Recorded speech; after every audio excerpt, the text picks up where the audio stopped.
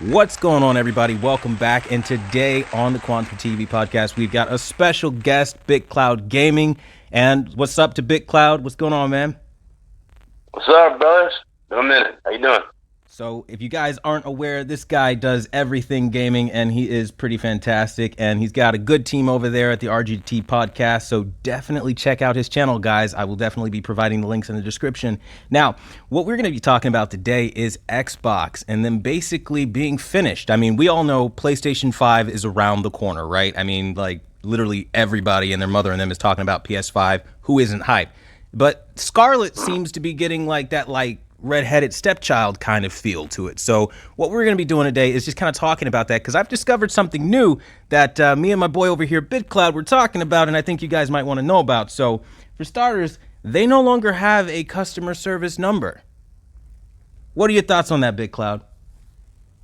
Well, I mean, again, this goes back to what I said before when it comes to Microsoft just going all in on streaming and pretty much making the Xbox as a secondary thing in terms of like, it's the last thing to worry about at this point in time, you know? It's all about selling the xCloud service. Xbox in general, it's one of the many options that they're going to be using for you to play their games. That's pretty much it.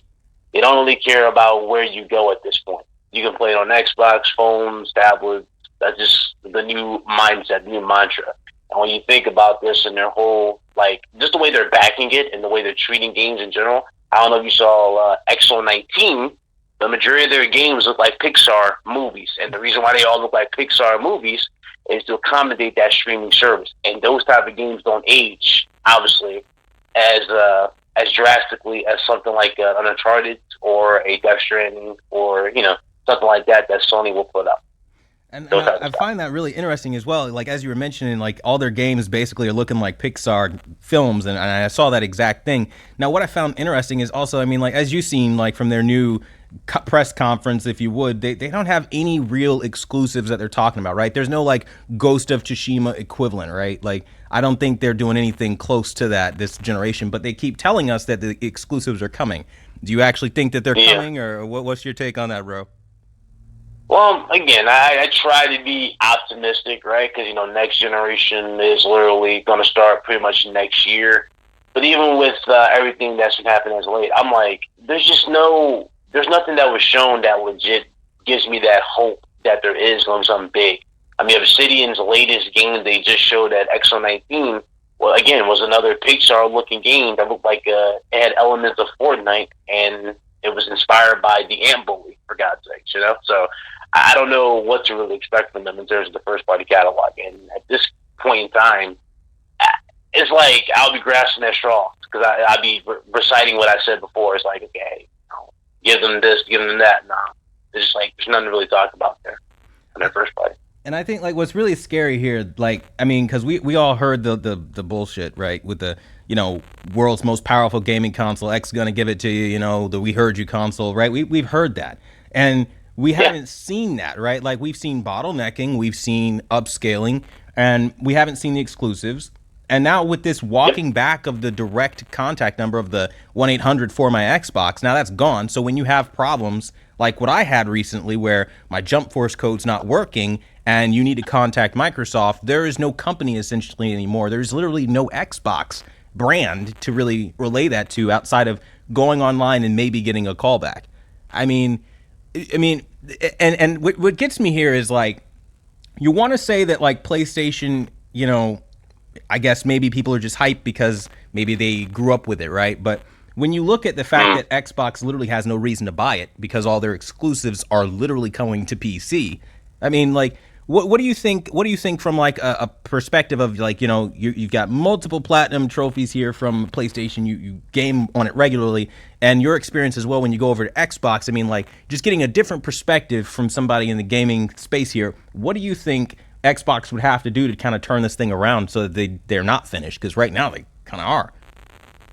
Well, I mean, again, like every side, including Nintendo, has those loyalists, right? Yeah. So they're still going to have the loyalists who will believe in the box, so to speak, and will still buy the platform. There's some people who are just changing their whole, you know, their mindset and mantra because of Microsoft's, you know, new approach to Game Pass. I don't know if you noticed, a lot more people have embraced Game Pass and call it Game Pass unbelievable value. And obviously, the whole Stadia thing has pretty much been beaten by xCloud in a weird way. That's what Microsoft pretty much did at X19. They beat Stadia with their game selection because Stadia's lineup right now is pretty abysmal. Right. But again, back to the question, you have those loyalists. But even with those loyalists only make up what? A small fraction, right? Not the majority of them are loyalists over there on the Xbox side. There's about what, 40-something million, 46 million that were confirmed to own the Xbox platform as of right now. And with 46 million known to own the platform about now, that's pretty much where you're going to be at going into the next generation. That's if those same people who have been, that invested into it this time around will even buy, the Scarlett. And keep in mind, these people are still pissed about this whole situation. A lot of people are pissed. More controller advertisements than anything, right? Yeah. No games that have been worth the wait. Gears 5 was good. I played it. I thought it was good. It's a good game, but even I can sit here, so I will tell you that Gears 5 is still Gears, It's not something that's groundbreaking in terms of being new. It's literally the same game that we played, and whatnot. But again, some people have just, people have given up at this point in time. People have given up. And a lot more people, if you look around these podcasts, a lot of people are legit saying that they're a little, they're open to buying another Xbox, but at the same time, they're very cautious about buying another Xbox. Whereas when they talk about PlayStation 5, it's like, oh, day one, I got that day one, And that just shows that the games is what comes, that's what matters in the day is the games and the first party, offerings.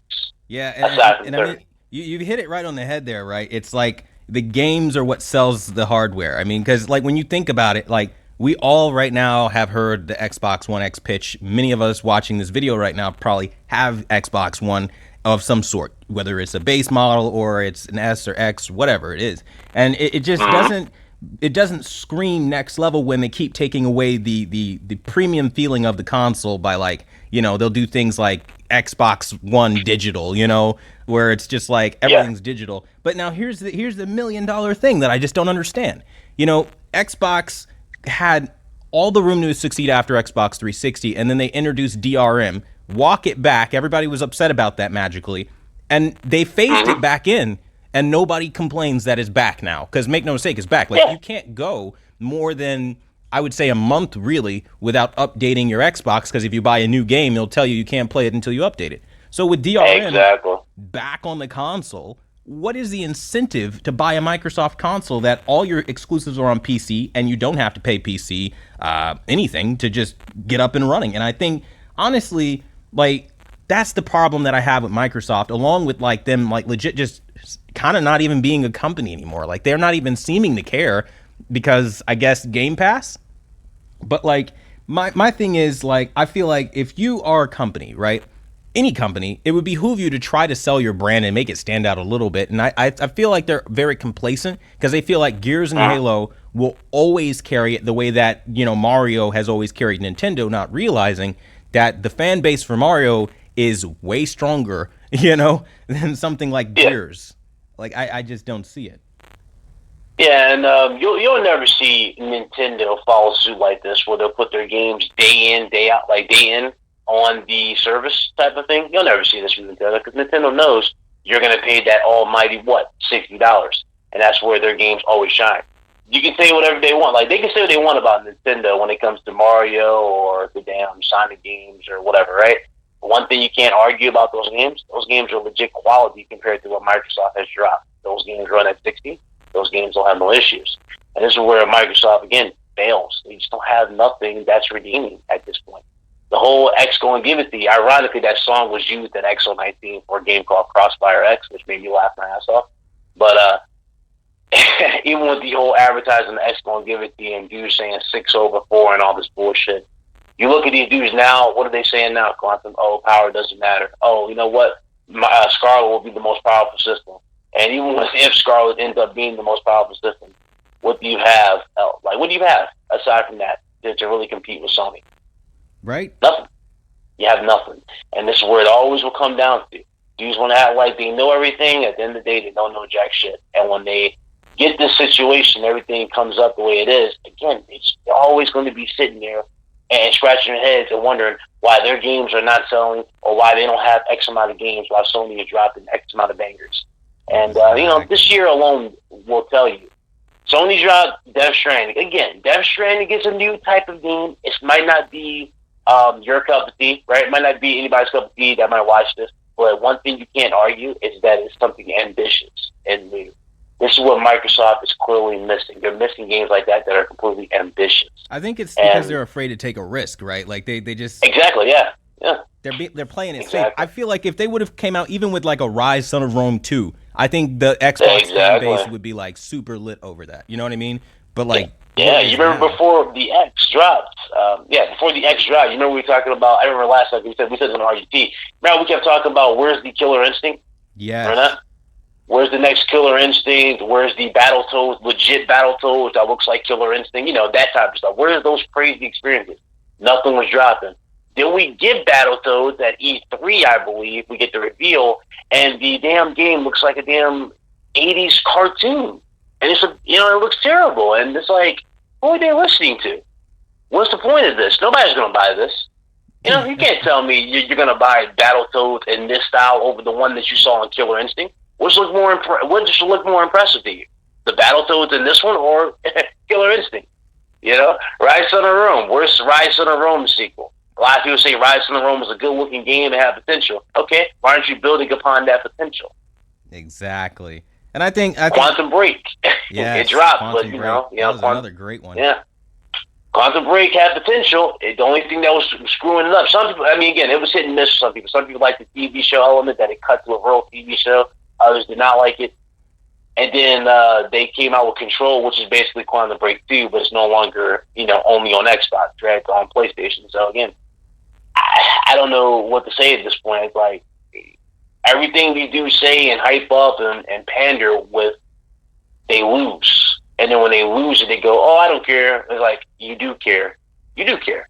But you just don't want to accept it. You don't want to put your foot down and just, speak your mind. That's the problem with a lot of, gamers. Now, what would you say to the person out there watching this podcast or listening to this podcast that, is kind of like afraid to speak their mind, right? The people that are like, they don't want to start anything. They're like, kind of like, hey, let's give Xbox a chance to launch first and be fair about it all, and kind of like the devil's advocate. I mean, what could we say as a gaming community to these people to try to ignite some fire to say, hey, listen, what's happening in the gaming community is not cool. We are getting scaled back on as far as our quality of games, our services, our very promise of a customer service line when issues do happen now from Microsoft. I mean, like, what would you say to them as like a bring it home defining factor as to like, this is what you got to get together in order to compete with Sony this year and even Nintendo? Yeah. Well, again, going back to my particular channel before I legit changed my channel around to just talk about gaming in general and ignore some of the shit that pretty much I see on social media or in videos, reviews, damage controlling, and all this shit. Before I did all that, I was a legit advocate. I legit voiced my opinion every day. Quantum will tell you, there was not a video that you couldn't get past where I was legit just going off of something that I've seen and not just being honest. But if you look at the situation, right, look at it like this. These consoles dropped in 2013, right? 2013, that's when PS4 and Xbox One dropped. After 2013, we're now in 2019.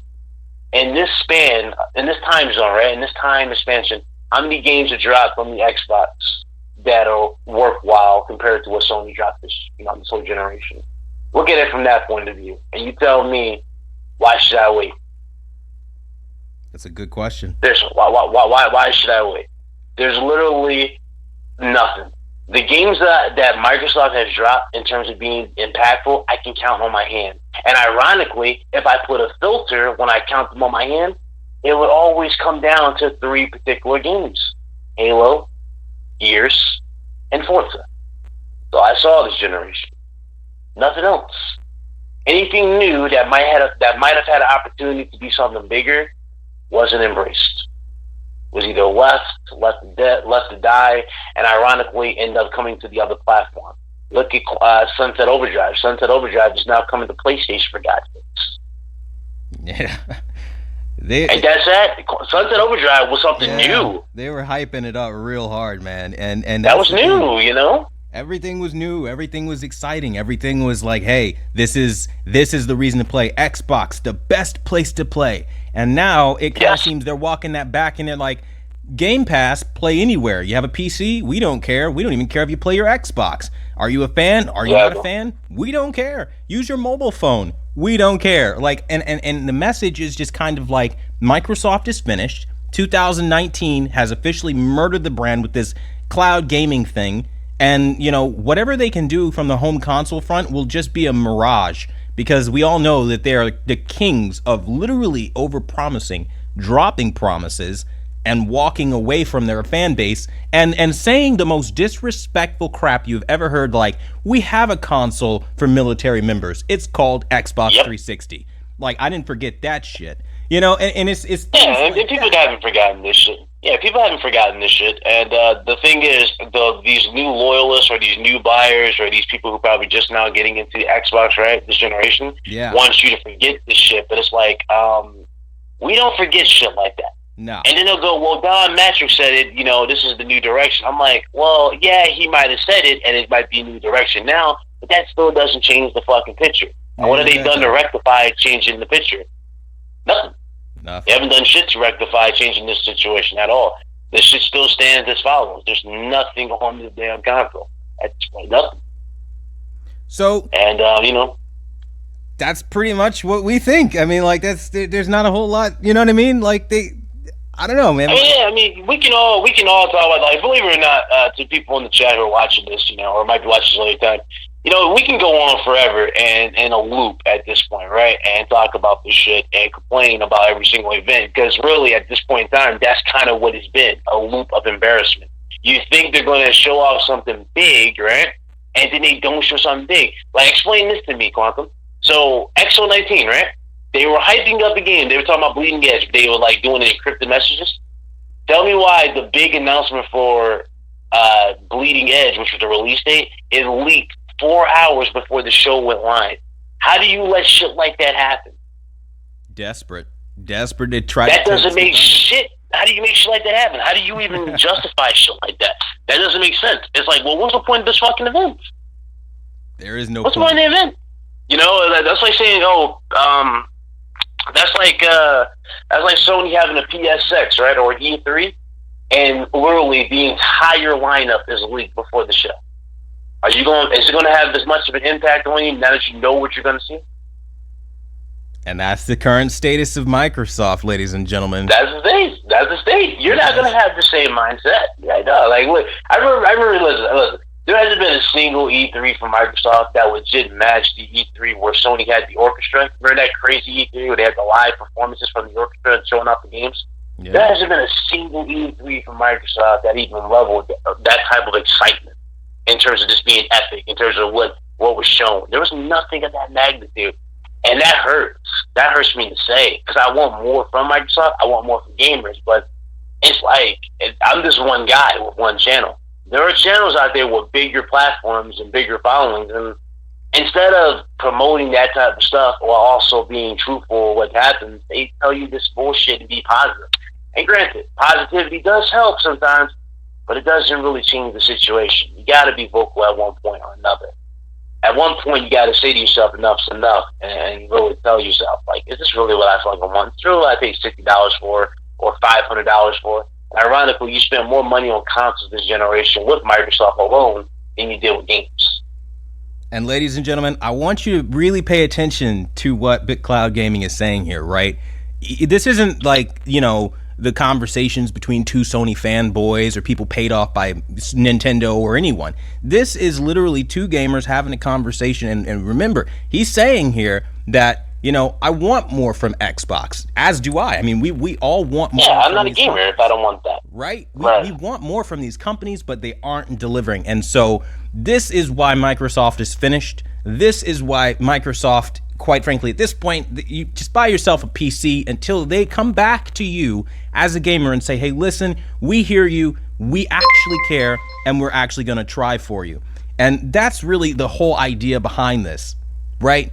Bringing it back to being about games and less about streaming and services and, what next pop star they can sell you on, having them read cringy lines or whatever, you know it's coming. I mean, at the end of the day, it should be about gaming, and that's what we're talking about here today.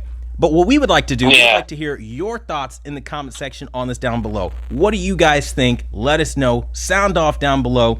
Thanks for watching the #1 brand in honesty. And if you haven't already, smack a huge like on this video and drop by BitCloud Gaming. Guys, seriously, the RGT podcast. In fact, don't hear it from me. Let's let BitCloud take it away. Tell them about it, man. Yeah, every Friday, man, 5 p.m. Eastern time, we are live for the RGT podcast. All we do is just talk gaming, legit gaming. We talk about leaks, all that jazz on the channel. We don't fuck around with this console worship, but we will make fun of certain shit that we see. Best believe.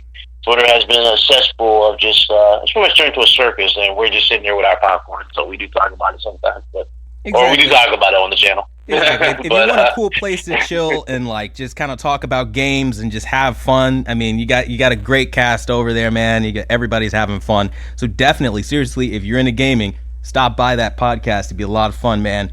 And with that, guys, I want to thank you for watching the #1 brand in honesty. And until the next video, I'll see you guys later.